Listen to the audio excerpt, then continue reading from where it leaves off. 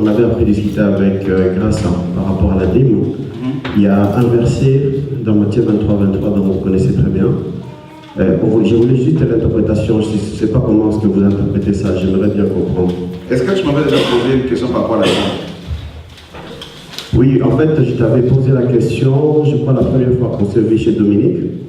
On en avait parlé, mais bon, c'est vrai qu'on a approfondi, mais ça se terminait, on n'en a pas parlé, donc on n'avait pas approfondi la question en réalité.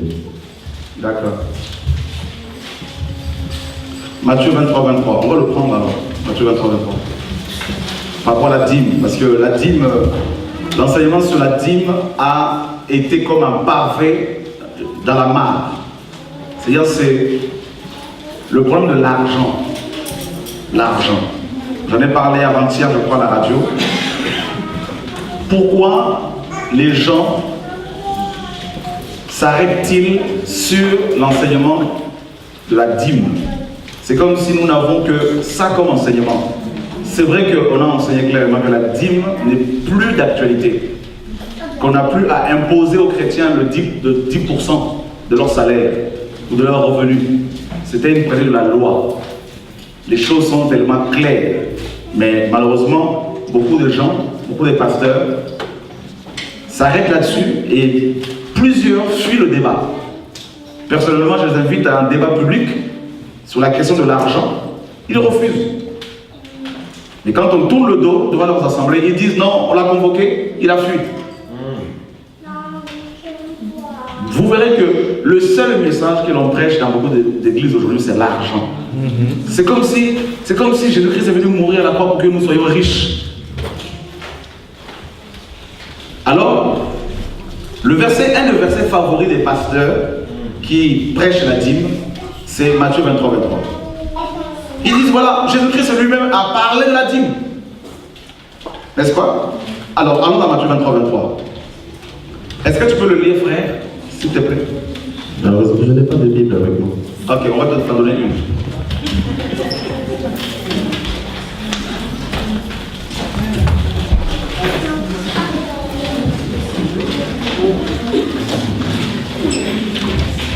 J'ai un petit problème parce que j'ai pas des lunettes, alors D'accord. Bon, on va te donner des lunettes parce que là c'est compliqué. Je veux le lire pour toi. c'est un peu trop petit, hein, je ne peux pas. Non, pas de souci. Je vais prier pour toi, je vais te guérir. Malheur à vous. Malheur à vous, scribes et pharisiens. D'accord? Malheur à vous, scribes et pharisiens. Et là, le Seigneur ne parle pas aux Africains. Il ne parle pas aux Français, aux Belges, aux Européens. Il parle aux Juifs. Et particulièrement aux pharisiens et aux scribes. Les scribes étaient les interprètes de la Torah. C'était les enseignants. Les pharisiens étaient une secte, constituée une secte qui a pris naissance à l'époque comprise entre Malachie et Matthieu. Pendant 400 ans, Dieu ne parlait plus. C'est-à-dire à la sortie de la captivité babylonienne, Dieu ne parlait plus aux Juifs, il n'y avait plus aucun prophète. Et pendant 4 siècles, il y a eu un silence total. Et la Torah était menacée, le judaïsme était menacé par le roi de Syrie, Antiochus Épiphane. Et voilà comment un groupe de personnes, parmi les Juifs, qui vont refuser l'hellénisation, c'est-à-dire la culture grecque. Et ce groupe de personnes était attaché à la Torah, à la parole de Dieu, à Moïse, et ils ont commencé à défendre, ces hommes, la parole de Dieu contre les Grecs. Et ce groupe va donner naissance plus tard au pharisaïsme, donc les pharisiens. Et à l'époque de Christ, les pharisiens étaient, ils étaient devenus une secte tellement rigide qu'ils avaient ajouté à la loi de Moïse leur propre tradition, c'est-à-dire la Kabbale. D'accord? Et le Seigneur maintenant leur dit, malheur à vous, pharisiens et scribes. C'est terrible. Il leur dit, hypocrite, parce que vous payez la dîme de la menthe. Vous payez la dîme de la menthe. Ici, vous verrez qu'il n'est pas question de la dîme en argent, en monnaie. La dîme n'a jamais été donnée en monnaie. Jamais. La dîme a toujours été donnée en nature. Vous ne verrez aucun verset biblique où un seul juif a payé sa dîme avec de la monnaie. Il n'y en avait pas, ça n'existait pas. Donc on parle de la menthe, d'accord? On nous parle de la dîme, de la nette. La nette était, comment dire, il y a des feuilles, c'était des feuilles amères. Hein, il y a aussi, c'était aussi des plantes. Donc on parle de la dîme, de la menthe, de la nette et du cumin. D'accord? C'était des condiments en fait. On s'en servait pour la nourriture. Et vous voyez que cette dîme dont il est question ici n'a rien à voir avec l'argent. C'était des herbes amères dont Christ est parlé ici. Et puis il leur dit, vous payez ces dîmes-là, de la nette, de la menthe et du cumin, et vous négligez ce qui est plus important dans la loi. Déjà Jésus-Christ nous fait comprendre ici que il y a plus important que la dîme. Mais pourtant, beaucoup de pasteurs s'arrêtent toujours à la dîme. Parce qu'ils vous dépouillent pour vous acheter des villas. Hein? Et il faut savoir, il faut être courageux pour pouvoir les dénoncer. Le Seigneur Jésus dit ici qu'il y a plus important que la dîme dans la loi. Et déjà ici, on n'a pas besoin d'une interprétation d'aller comprendre le grec ou l'hébreu. Parce que le Nouveau Testament a été écrit en grec. Rien que le français nous apprend ici que la dîme faisait partie de la loi. Parce que Jésus dit, vous prenez ce qui est moins important dans la loi, hein, les choses les moindres, et vous négligez les plus importantes.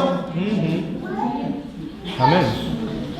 Vous voyez, il n'y a pas besoin de tergiverser, il n'y a pas besoin d'être un érudit pour comprendre ce passage-là. Il n'y a pas besoin forcément, je ne sais pas de quelle illumination pour comprendre. Jésus dit clairement, d'abord, premièrement, il ne parle pas de l'argent, il parle des herbes amères, il parle de la nette, il parle de cumin, c'est des plantes. Et puis il dit, deuxièmement, vous négligez ce qui est plus important de la loi, c'est-à-dire la miséricorde de Dieu, l'amour de Dieu, la justice, ce que beaucoup de pasteurs ne prêchent plus. La justice, la sanctification, l'honnêteté, l'intégrité. Être intègre dans la vie de tous les jours quand on est chrétien.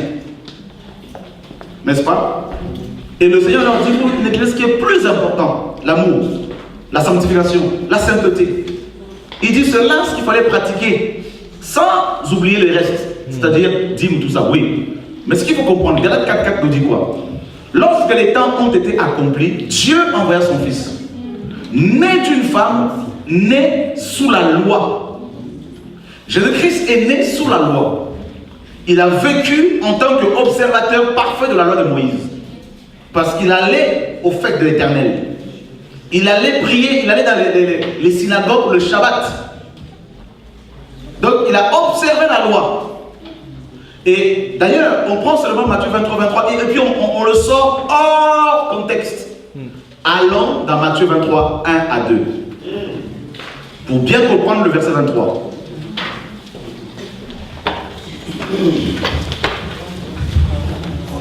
Alors Jésus, parlant à la foule et à ses disciples, dit, est-ce qu'on peut tous lire à haute voix le verset 2, s'il vous plaît? 1, 2, 3. Les scribes et les pharisiens sont assis dans la chair de Moïse. Les scribes et les pharisiens sont assis où? Dans la chair de Moïse. Ça voulait dire quoi ici?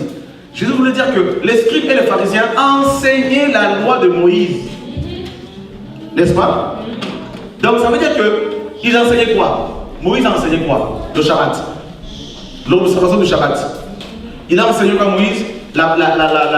Le culte au temple. Il a enseigné quoi? Les sacrifices d'animaux qu'il fallait offrir à Dieu. Jésus leur dit que les scribes et les pharisiens sont assis dans la chair de Moïse. C'est-à-dire qu'ils occupent la position des docteurs de la loi et ils enseignent Moïse. Alors, le verset 3, vous le lire à haute voix, 1, 2, 3. Faites donc et... Waouh! Il ne faut pas. Il dit quoi? Il dit faites donc et observez quoi? Tout ce qu'il dit. Waouh! Donc Jésus-Christ demandait avant sa mort à ses disciples d'observer toute la loi mosaïque. Vous vous rendez compte, mes amis? Alors nos pasteurs viennent, ils prennent seulement Matthieu 23, 23 parce que Beaucoup sont cupides. Ils brandissent Matthieu 23. C'est pour nous les pasteurs. Alors, chrétiens, donnez. Mais, et pourtant, Jésus-Christ disait aux pharisiens, dans ce cas-là, observez toute la loi de Moïse. Donc, si on vous exige la dîme, dans ce cas-là, frère, il faut observer toute la loi de Moïse. Or, la dîme que les pasteurs réclament, c'était la dîme de Malachie 3:10 qui était apportée à la maison du trésor. Donc, dans ce cas-là, il faut dire à ces pasteurs, vous devez reconstruire le temple de Jérusalem. Deuxièmement, vous devez annihiler le sacrifice de Christ. Troisièmement, il faut retrouver aussi les sacrificateurs pour qu'ils aient leur dîme. Vous aurez beaucoup de difficultés parce que la tribu de Lévi a disparu depuis. Amen. Donc, Jésus demandait aux gens, avant sa mort, observez toute la loi de Moïse.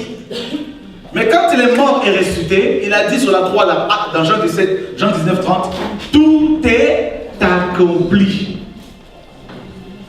Tout. Lorsque Christ va guérir un lépreux, vous vous rappelez, non?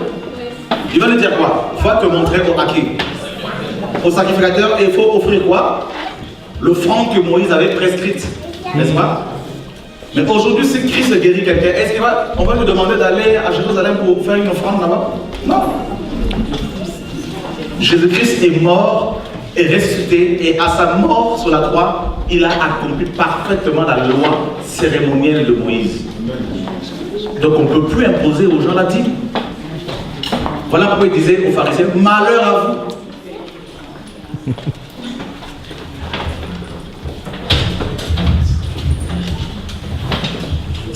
J'essaie de répondre ou poser une question.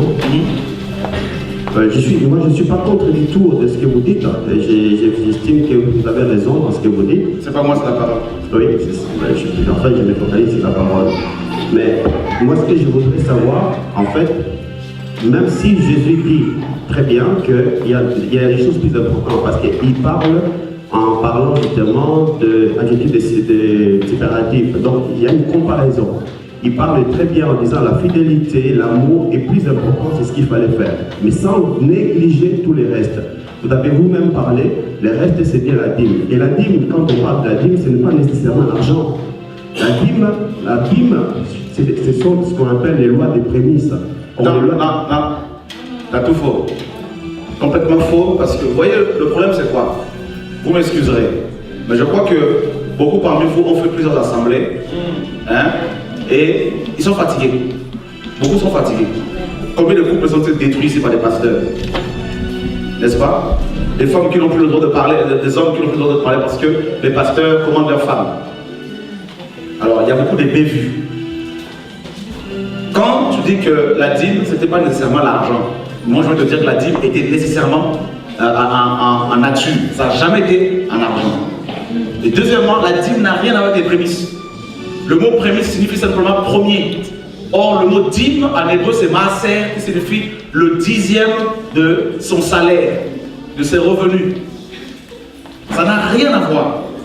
Et l'une des fêtes, dit en Israël, il y en avait 7. L'une des fêtes, c'était la fête des prémices, qui préfigurait la résurrection de Christ. Prémisse égale résurrection. Donc ça n'a rien à voir avec la dîme. Mais n'empêche, il n'y a rien qui nous dit que, parce que si Jésus lui-même, il dit de ne pas négliger la dîme, parce qu'il parle en parlant du reste. Donc la dîme... Je vais encore aller plus loin.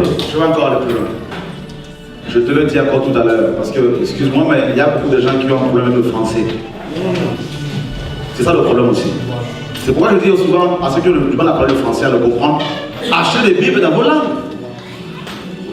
C'est tout simple que ça. C'est l'évidence même, hein, parce que quand on parle Jésus dit, sans négliger les autres choses. C'est-à-dire la dîme du cumin, de la nette et de la menthe. C'est de la dîme dont on parle. Mais dans ce cas-là, frère, il faut repartir à l'époque d'avant la grâce. Parce que Jésus était sous la loi. C'est ça qu'il faut comprendre. Mais vous avez dit tout à l'heure ici la dîme de la loi de Moïse. Mais la dîme existe bien avant la loi de Moïse. Parce qu'Abraham, il a donné la dîme à Melchizedek, c'était bien avant Moïse. Donc, quand vous parlez de la loi de Moïse, je ne vois pas vraiment les rapports. Ok, alors, bonne question. Je suis quand même étonné de voir parce que tu dis qu'en même temps tu es d'accord avec ce que je dis, en même temps tu te contredis, donc je ne connais pas ta position. Bref, beaucoup de pasteurs aussi disent que la dîme existe bien avant Moïse, avant la loi de Moïse. Je te pose la question, la loi a commencé quand? La loi a commencé quand? La Bible ne dit pas quand est-ce que la loi a commencé. Mais pourtant tu as dit que la loi a commencé avec Moïse. Parce que beaucoup de pasteurs le disent également. La dîme, moi je parle de la dîme. Parce que Melchizedek, c'est Abraham qui a commencé la dîme avec Melchizedek. C'était bien avant Moïse. Ok, bonne question. Alors, je vais encore aller plus loin. Est-ce que tu peux me prendre Hébreux chapitre 7? Il n'a pas de Bible. Il n'a pas de Bible. Je n'ai pas la Bible. Je comprends. Alors, si quelqu'un a une Bible, veut nous prêter, avec des lunettes, on va lui prêter aussi si c'est possible. Le verset 5.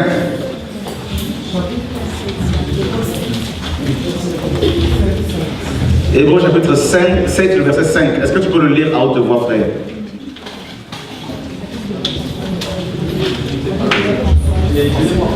Qu'est-ce qu'il y a des lunettes? Qu'est-ce qu'il y a des lunettes? Mais on peut te prêter des lunettes parce que je veux que tu le lises toi-même. Il y a une Bible avec des grosses lettres. Amen. Hébreux chapitre 7, le verset 5.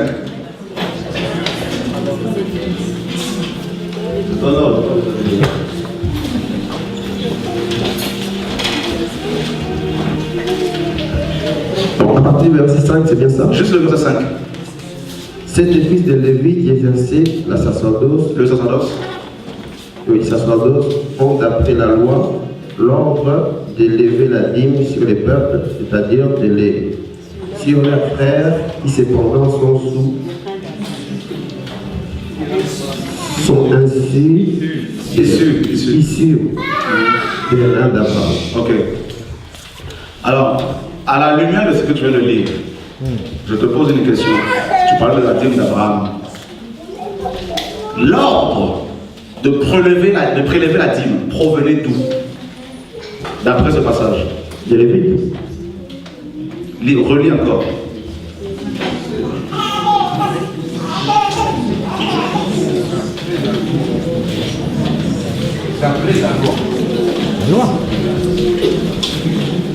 Donc l'ordre de prélever la dîme. La loi. Ok. L'ordre de prélever la dîme provenait d'où? De la loi. De la loi. C'est ce qui est écrit. Hein. C'est pas moi qui le dis, c'est ce qui est écrit. Amen. D'accord? Oui. Ok. Nous sommes sous la loi ou sous la grâce? La grâce, bien sûr. Ok. Maintenant, tu as compris que l'ordre de prélever la dîme provenait de la loi. Abraham a reçu deux choses avant la promulgation de la loi. La dîme et la circoncision. Tu es d'accord? Oui. Ces deux choses étaient imposées par la loi. Amen. La dîme et la circoncision. Oui. Ok. Maintenant, tu as lu que c'est la loi qui obligeait les Juifs à payer la dîme. C'est ce qui est écrit. Et le verset 12 dit ceci. Tu peux le lire, le verset 12 d'Hébreux 7. Car les sacerdoces étant changés, nécessairement aussi il y avait un changement de loi. Ok. Le sacerdoce a changé. Tu es d'accord, non? Oui. Donc, on nous dit que parce que le sacerdoce a changé, obligatoirement aussi la loi a changé. Or, si c'est la loi qui imposait aux hommes la dîme et que cette loi a changé, donc la dîme obligatoirement est devenue caduque. Mais ça ne résout pas la question d'Abraham. Non, mais non, on va y aller. Donc, je veux que les choses soient claires dans ton esprit. Maintenant, tu vas me prendre le verset 4 d'Hébreux 7.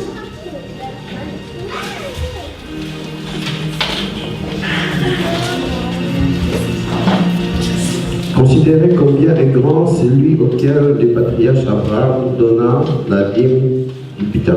Ok. Abraham qui a donné la dîme, il a prélevé cette dîme où? D'après ce qui est écrit là. Butin, ouais. Du butin. C'est ce que c'est un butin. Oui. Ok. Est-ce que c'était son argent ou l'argent du butin? Non, c'était même pas l'argent. Est-ce que c'était sa propre richesse ou est-ce qu'il a pris ça ailleurs?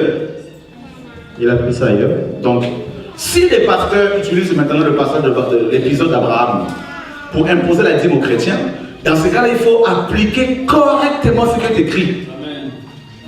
Comme Abraham a prélevé la dîme sur le butin de la guerre, dans ce cas-là, il faut dire à ces pasteurs, ou toi-même si tu réclames la dîme, il faut faire la guerre et que tu la remportes. Avec le butin de cette guerre, tu vas prendre 1/10. Ce n'était pas son salaire à Abraham, c'était le butin de la guerre. Il ne faut pas rajouter, il ne faut pas retrancher. Nous sommes d'accord. Maintenant, deuxièmement. Mais vous dites quelque chose, parce que vous avez dit tout à l'heure ici en disant que la dîme était les 1/10 du revenu. Mais là, vous parlez. Justement, c'était le 1/10 du revenu, mais bizarrement, Abraham, que vous utilisez là comme exemple, n'a même pas pris sur son salaire, c'était le butin de la guerre. Mais sous Moïse, la dîme est devenue 1/10 par rapport au salaire. Mais Abraham, c'était pas son salaire, c'était le butin de la guerre, c'est ce qui est écrit. Et deuxièmement, Abraham n'a pas payé la dîme à un pasteur. Il n'a pas payé à une église locale. Il a payé directement à Melchisedec. Dans ce cas-là, si vous voulez payer la dîme comme Abraham, il faut prier pour que Melchisedec vous apparaisse aussi. Avec du pain et avec du vin. Deuxièmement, Abraham a payé la dîme dans Genèse 14. Lorsqu'il est allé délivrer Lot. Dans Genèse 13, bien avant qu'Abraham ne paye la dîme, la Bible nous dit dans Genèse 13, 1, Abraham était très riche en troupeaux, en argent et en or. Très riche. Parce qu'il venait de sortir de l'Égypte avec la richesse, une richesse incroyable. Il n'a même pas payé la dîme pour qu'il soit riche. Et je ne pense pas qu'on paye la dîme pour être riche. Je crois que c'est par reconnaissance de ce que Dieu nous a donné. Si Abraham justement a donné... Mais frère, justement, tu payes pas la reconnaissance. Mais je suis en train de te démontrer là, dans ta propre Bible, tu l'as lu toi-même, que Abraham n'a pas payé la dîme à un pasteur. Abraham a payé la dîme à Melchisedec. Il n'a pas prélevé cette dîme sur son salaire, mais sur le butin de la guerre. Donc si vous voulez utiliser Abraham pour exiger la dîme, dans ce cas-là, faites comme Abraham a fait. Autre chose encore, Abraham a payé la dîme combien de fois? Mais en fait, quand on dit une fois, on ne peut pas préciser que c'est une fois, parce que comment est-ce que la Bible ne dit pas que c'était une fois? C'est vraiment le mauvais de foi. Abraham a payé la dîme une seule fois. C'est ce que Hébreux 7 le dit.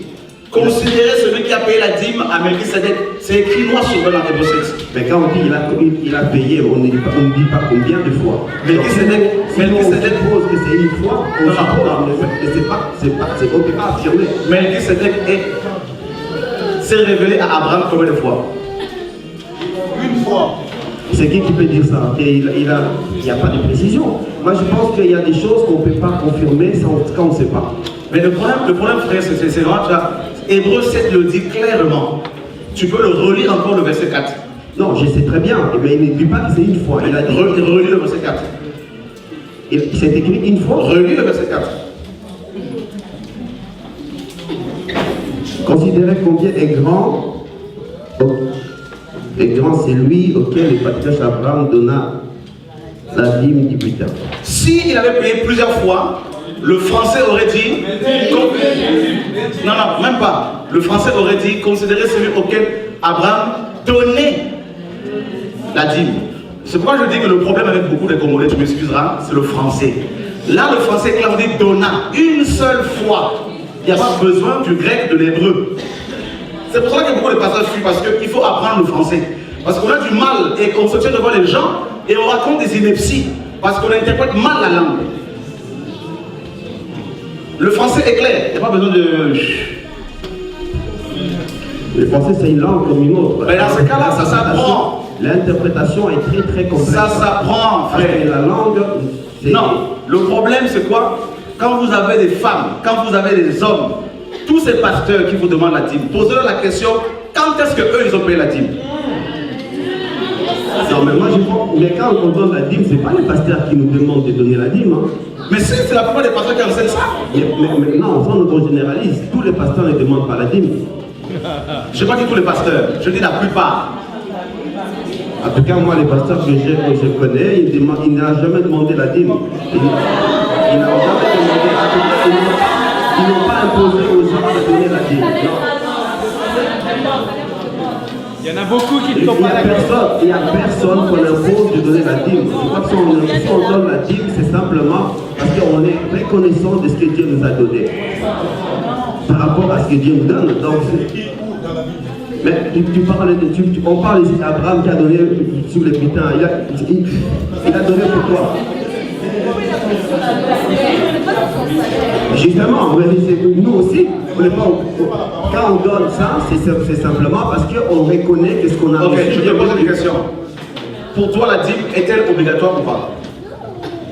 Si elle est obligatoire ou pas? Ouais.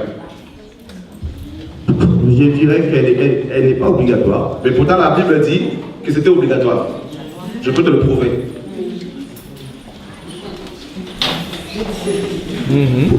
En fait, Malachie 3.10 dit apporter. C'est un impératif, c'est un ordre. Oui, je sais. Donc c'était obligatoire. C'est la loi. C'était dans la loi. Mais oui, ça fait. Les gens peuvent. En fait, on peut dire que c'est obligatoire. Non. En mesure où. Le problème c'est quoi? Ton problème c'est quoi? Il faut, excuse-moi, il faut l'humilité.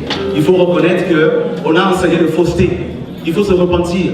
Je vais encore aller plus loin. Beaucoup de pasteurs utilisent l'épisode d'Abraham pour exiger la dîme. Abraham, nous sommes tous d'accord qu'il est le père de la foi. Oui. Donc Abraham aujourd'hui représenterait les pasteurs, tu es d'accord? S'il vous plaît? Abraham aujourd'hui représenterait les pasteurs. Parce que ce sont les pères. Ok. Est-ce que c'est Abraham qui a imposé la dîme à ses enfants? Ou est-ce que lui, il a eu la révélation, il a payé une seule fois? Parce que logiquement, quand les pasteurs utilisent l'épisode d'Abraham pour vous demander la dîme, ils auraient dû comprendre que ce sont eux, les pères, qui doivent logiquement prier pour que Melchisedec leur apparaisse, pour qu'il lui paye la dîme dans ce cas-là. Abraham n'a pas dit à Isaac, si tu ne payes pas la dîme, tu seras maudit. Son fils. Donc il ne faut pas tordre la parole de Dieu. Mais quand vous dites que le Melchisedec doit apparaître, je pense que Dieu dit que c'est notre prochain qui est notre. C'est notre prochain qui est. Non, Melchisedec n'est pas notre prochain. Il ne faut pas déformer la parole de Dieu. Parce que si on doit faire venir Melchisedec qui représente Jésus-Christ, Jésus-Christ aujourd'hui n'est pas sur la terre. Eh bien, pour soutenir son prochain, il va donner la dîme. Ce sont les offrandes libres. Amen. C'est ce que les premiers chrétiens ont fait. Amen. Amen. Donc il ne faut pas tergiverser, il faut reconnaître qu'on a mal enseigné les choses, il faut revenir à la parole de Dieu. C'est plus simple que ça.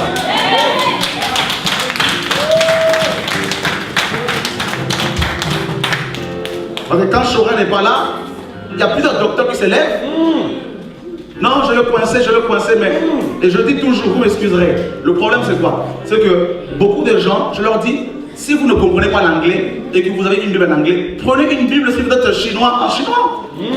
Prenez une Bible dans votre langue qui va vous permettre de comprendre la langue.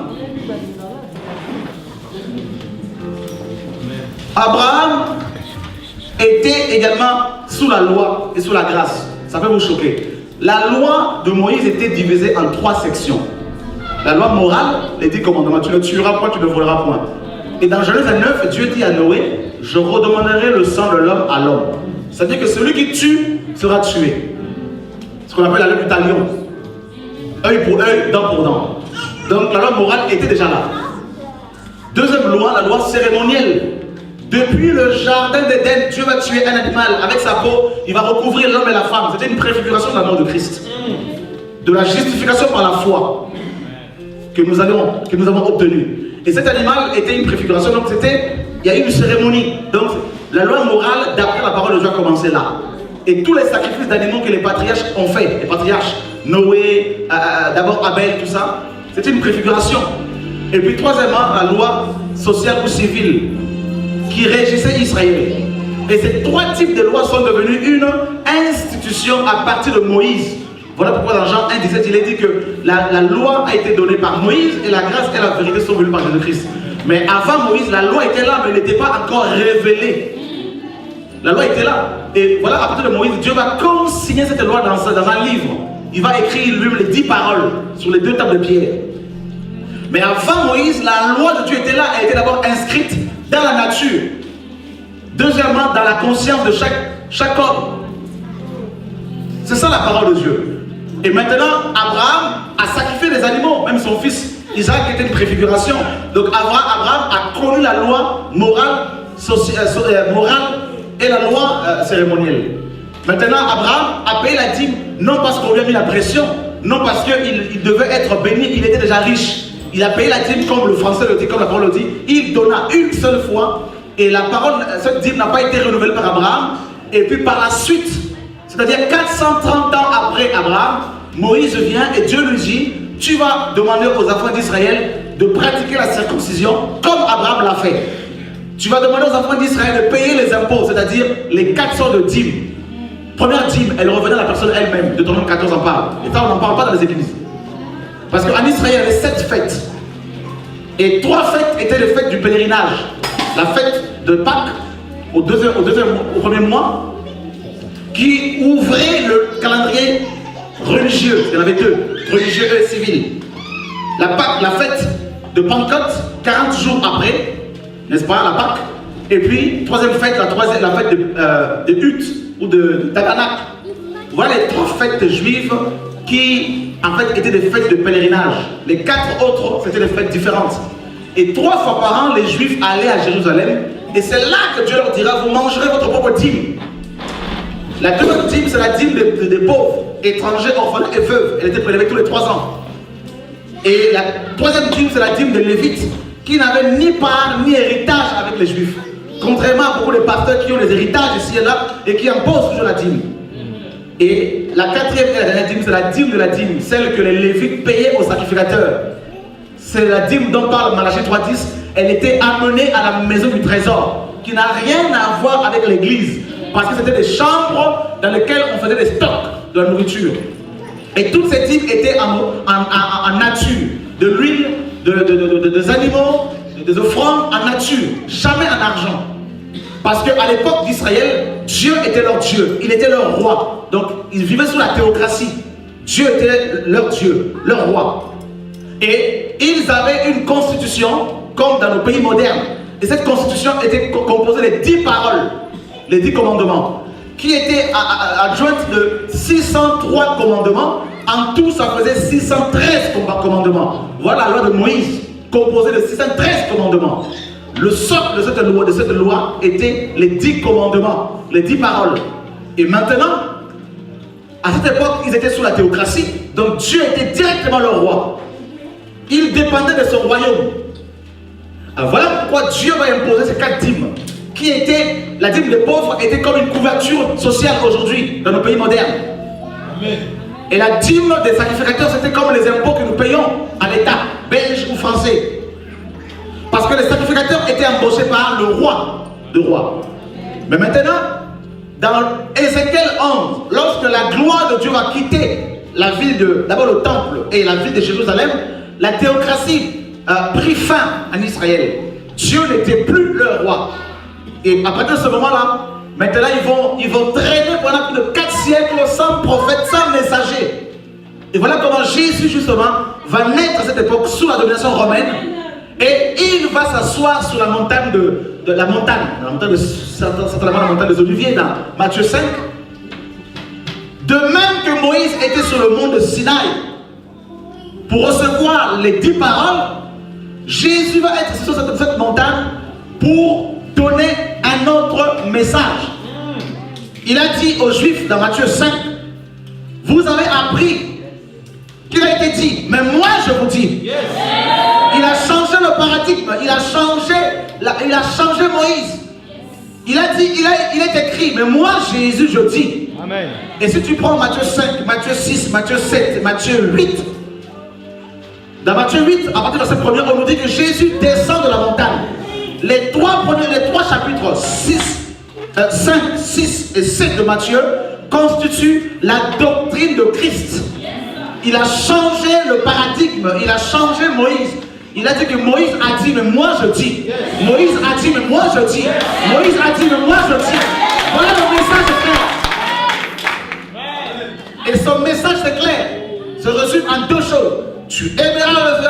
ton cœur, de toute ta force, de toute ta pensée.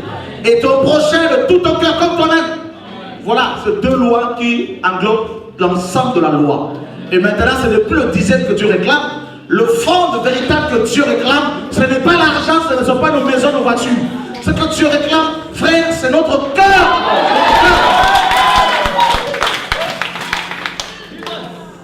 Il disait aux riches, vendez tout ce que vous avez, merci grâce. Vendez tout ce que vous avez et donnez-les aux pauvres et suivez-moi. Voilà le message. Si vous voulez être reconnaissant vis-à-vis du Seigneur, ce n'est pas avec l'argent monnaie. Ce n'est pas avec des belles maisons. La reconnaissance, c'est quand on dit Seigneur, ma nourriture, c'est de faire ta volonté. Je me soumets à toi, je te crains, je t'adore, je te sers. Et celui pour qui Dieu est tout pour lui, automatiquement son argent n'est plus son argent devient l'argent du Seigneur. Il n'y a pas besoin d'une tierce personne pour pouvoir semer, pour donner à Dieu.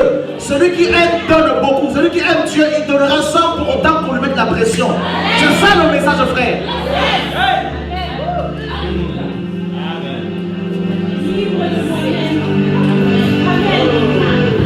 Un homme qui est amoureux de sa femme n'a pas besoin qu'elle lui demande de l'argent. Un père qui aime ses enfants ne va pas mettre la pression sur ce dernier pour qu'il lui donne de l'argent, des cadeaux. L'amour, mes amis, l'amour, c'est quoi? La Bible dit que celui qui aime beaucoup donnera beaucoup. Notre manière de donner à Dieu dépend de notre amour pour lui. Plus tu aimes Dieu, plus tu vas donner.